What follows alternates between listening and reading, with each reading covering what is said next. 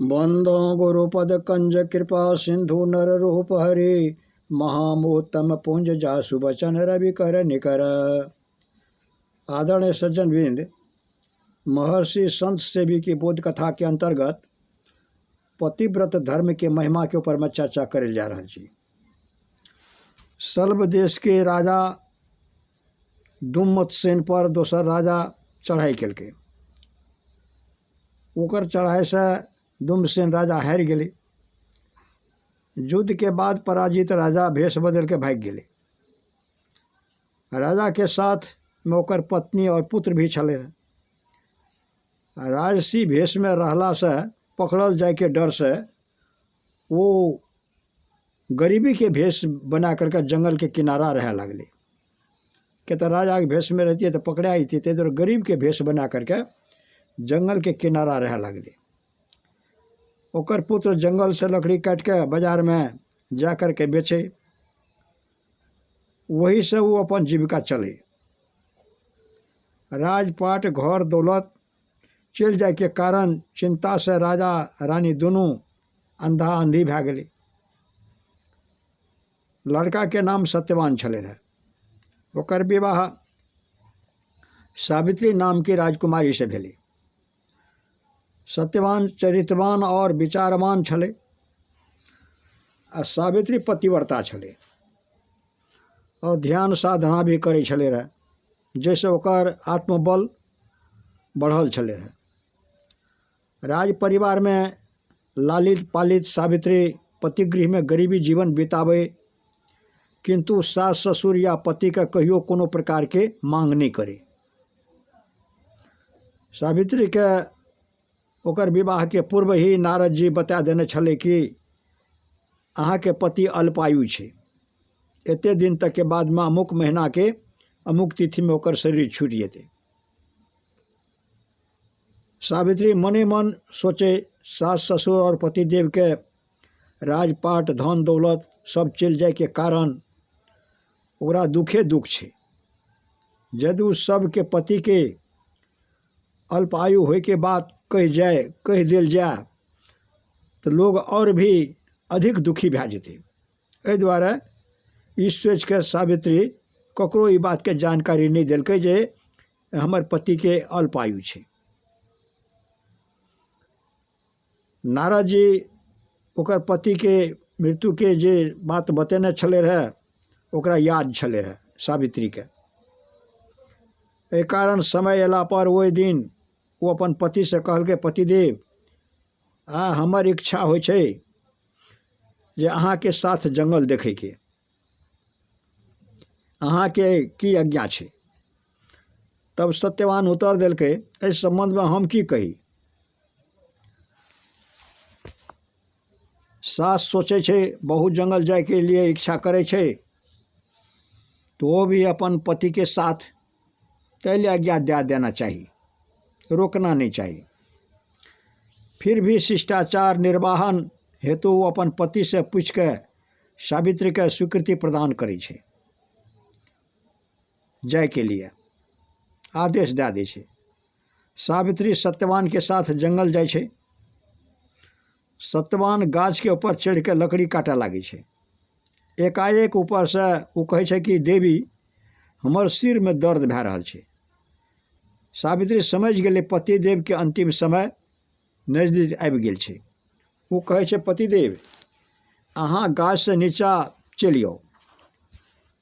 सत्यवान नीचा उतर आवे छे, कहे छे कि सिर में भयानक दर्द भै रहल छे, चैन नहीं मालूम पड़ रहल छे। सावित्री कहे छे, पतिदेव अहाँ आराम करू। सत्यवान सावित्री के जांग पर सिर रख के सुति जाए छे। सोचे छे तो एना सुते छे कि चंद्र निंद्रा में चल जाए छे, अने गहरा नींद्र में चल जाए छे। ओकर जीवन लीला समाप्त भै छे। तब नारद जी सावित्री के अंतर साधना बतेने छले रहे। वो नियमित रूप से साधना करे छले रहे। एक कारण ओकर शरीर से तेज निकले छले रहे। अब सत्यवान के शरीर से प्राण निकल के ले जाए के लिए जमदूत एले। पतिव्रता नारी के तेज के कारण जमदूत ओकर पास नहीं जा सकली, सत्यवान के पास। यमराज के पास लौट के गेले और कहलकै कि पतिव्रता नारी के तेज में प्रवेश करे के क्षमता हमरा में नहीं छै। तब यमराज स्वयं उठा गेले और सत्यवान के स्थूल शरीर से सूक्ष्म शरीर यानी लिंग शरीर के निकाल के चलै छै। सावित्री ओकर साथ साथ जाइ छै। यमराज पूछे छै, बेटी हमर साथ कतऽ जा रहल छै, कतऽ आबि रहल छै तू? एकर आयु पूरा भेल छै, एकरा लऽ कऽ हम जाइ छियै, तू वापस चलि जो। अगर तू कुछ मांगे ले चाहे छै तो पति के जियाबे के अतिरिक्त और कोनो वर मांग ले। सावित्री कहे छै, अगर अहाँ हमरा वर दे ले चाहे छियै तो ई वर दिअ कि हमरा 100 पुत्र हुए, जकरा सोना के कटोरा में दूध भात खाइत हुए हमर सास ससुर देखे। यमराज ए मस्तूक कह के आगू बढ़ी जाइ छै, फिर भी सावित्री ओकर साथ नहीं छोड़े छै, पाछू पाछू जाए लागे छै। यमराज फिर पूछे छै, बेटी अब क्या आबि रहल छै? अच्छा एक वरदान और मांग ले। सावित्री कहे छै, देव अहाँ दोसर वरदान ई दिअ कि अहाँ के वचन सत्य हुए। यमराज कहे छै, हमर वचन मिथ्या हुए एना भइए नहीं सकते। सावित्री कहे छै, 100 पुत्र के वरदान अहाँ देने छिए और हमर पति देव के ले के जा रहल छिए। हाँ 100 पुत्र के वरदान दिलिए, हमर पति देव के अहाँके लए के जा रहल छिए, तऽ अहाँके वचन सत्य केना हेतै, ई केना संभव छै? तब यमराज कहलकै, बेटी तू जीत गेला, हम हारि गेलिए। तू एक ही वरदान में सब कुछ मांग लेले। अच्छा तोहर पति का हम जीवित कर दै छी। एना कह के यमराज सत्यवान के स्थूल शरीर में ओकर सूक्ष्म शरीर के प्रवेश करा देलकै। सत्यवान जीवित भए के उठलै और वो आँखि खोलै छै और अपन पत्नी से कहै छै कि देवी आइ हमरा बड़ा नींद एलै। तब सावित्री कहलकै, देव आइ के जेहन नींद अहाँ के दुश्मनों के भी नहीं आवे। कह करके सावित्री कहलकै जे एहन जेहन नींद अहाँ के आयल रहे वही नींद अहाँ के दुश्मनों के नहीं आवे। 100 पुत्र के सोना के कटोरा में दूध भात खेनाई ये एक साधारण लकड़हारा के आय से कब संभव छले रहे।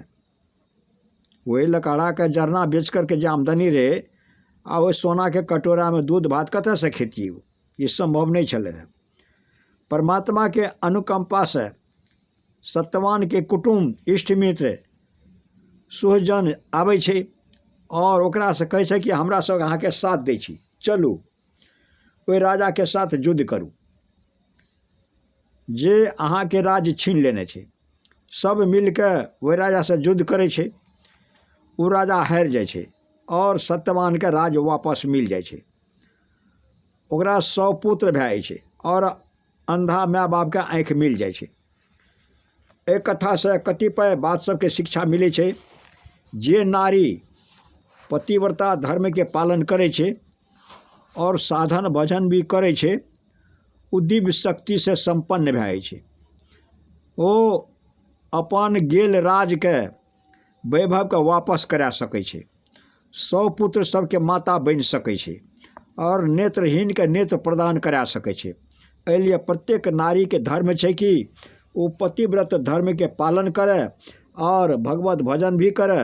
साथे नर के भी पुनीत कर्तव्य छै कि वो पत्नी व्रत धर्म के पालन करते हुए धारण करते हुए भगवत भजन करे। तो आदर्श सज्जनवीर आइ अपने सबके महर्षि संत सेवी के बोध कथा के अंतर्गत में पतिव्रत धर्म के महिमा के संक्षिप्त प्रवचन सुनलिए। एकरा विवेक करबे, विचार करबे, हृदय गमन करबे, आचरण व्यवहार में उतारबे, तबे हमर मानव जीवन पावे के सार्थकता हेतै। कहते हुए हम अपन वाणी के विराम दै छियै। जय गुरु महाराज, जय गुरु महाराज, जय गुरु महाराज।